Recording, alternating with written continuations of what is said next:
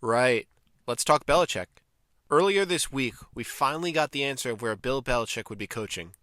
He spent the last year taking a sabbatical, appearing in media, dropping hints here and there following 23 years as New England Patriots head coach. What team would secure the services of this 8-time Super Bowl champion? The answer is the University of North Carolina. Yeah, college football. Most people, myself included, figured he'd be taking his talents to New York or Dallas to get back at Pat's owner Robert Kraft, or in the hopes of chasing Don Shula's all-time wins record. At 72, this is probably the last stop on the line. It has everyone asking, why now? Why college? Why North Carolina? After the announcement, ESPN's Seth Wickersham released an article discussing Bill's fateful decision. It's a great read by one of the best writers in all of football. The most interesting line comes about halfway in. It reads, "It was because, in the words of a confidant, Belichick is disgusted in what he believes the NFL has become." What does that mean? There's no way there are 32 pro football coaches on this earth better than Bill Belichick. This was a clear choice by Bill to bow out of the league he spent nearly 50 years of his life coaching in. So what happened to the NFL? Why did Bill leave? To answer that, we need to look at the NFL Bill is leaving and compare it to the one he came into. Right now, the NFL is in the midst of an offensive revolution. In the mid-2000s, you could get away with having a mediocre game manager quarterback if your defense and running game were up to snuff. Nowadays, if you can't get the quarterback right, not only are you going to lose, you'll probably be out of a job. Now, this wasn't really a problem for Bill, what with having Tom Brady at quarterback for 20 years, but that's what makes talking about Bill alone so difficult. The only way we can talk about him outside of New England is to bring up teams from last century. That kind of institutional trust and power is why Bill became so successful. While he was competing with coaches who were just looking to keep their jobs week to week, he could properly plan for the future.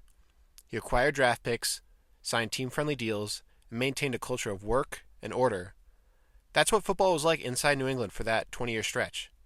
So what about the league outside of Foxborough?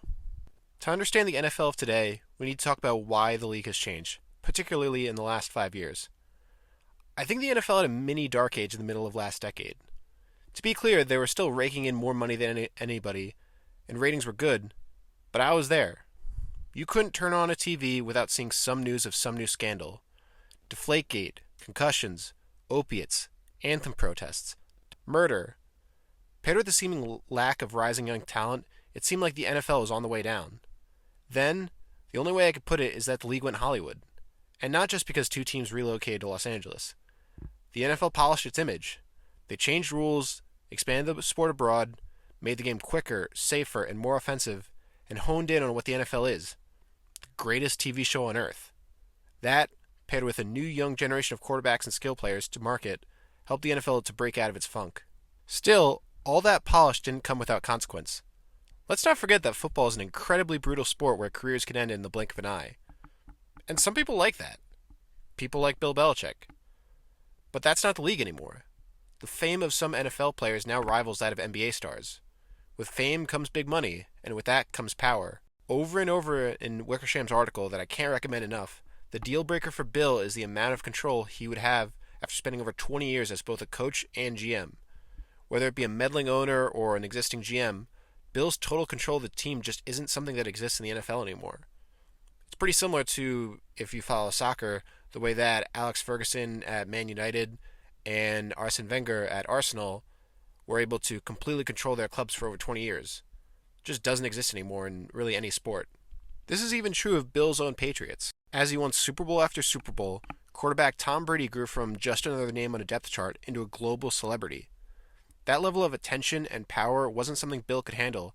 It's partially why Brady departed for Tampa Bay in 2020. That news was especially difficult for Pat's owner Robert Kraft, whom Belichick has clashed with over the years.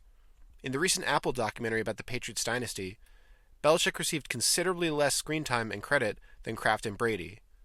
Up until this recent media tour, Belichick was probably the least camera-friendly coach in the entire NFL. In a world where the NFL is a TV show and these kind of sports docs shape public opinion, he's not exactly the best character. Unfortunately, being a TV character is kind of the job now.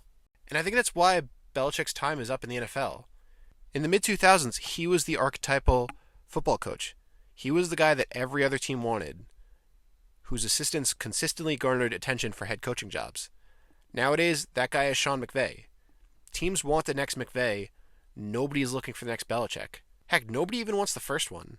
And so that's why I think Belichick wanted to stick it to the NFL.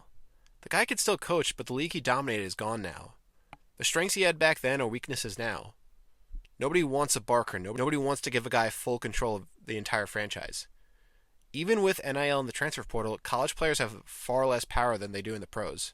Look, I'm a Jets fan, so there's no love lost here. It's just an intriguing look at how football continues to change. Look, if I owned a football team, would I hire Bill? Of course I would. But I don't. It's a billionaire league with big money on the line, so nobody's in a rush to give away their franchise to a 72-year-old. Bill Belichick's time in the NFL is over because Bill Belichick's NFL is over.